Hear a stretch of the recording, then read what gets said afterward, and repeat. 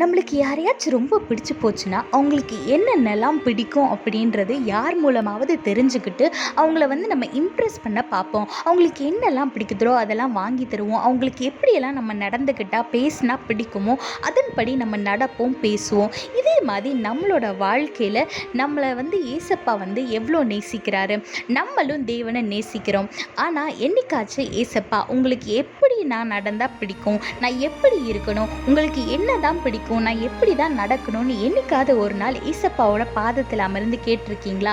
வேதத்தில் பாருங்க, சங்கீதம் 143:10 உமக்கு பிரியமானதை செய்ய எனக்கு போதி தரலும்னு தாவீது ராஜா கேட்குறாரு. இதே போல் நம்மளும் ஒவ்வொரு நாளும் ஏசப்பா கிட்ட, ஏசப்பா இந்த நாளில் நான் என்னென்ன செய்யணும் அப்படின்றத நீங்கள் எனக்கு சொல்லித்தாங்கன்னு நம்ம தேவனிடத்தில் கேட்டு அவருக்கு பிரியமான பாதையில் நடந்தோம்னா அவரோட பிரியமான பிள்ளைகளாக நம்ம இருப்போம். அதே போல் அவர் அளவுக்கு அதிகமாக நம்மளை ஆசீர்வதித்து நடத்துவார். அதனால் தேவனுக்கு பிரியமானது என்னவென்று கேட்டு அதன்படி நடங்க.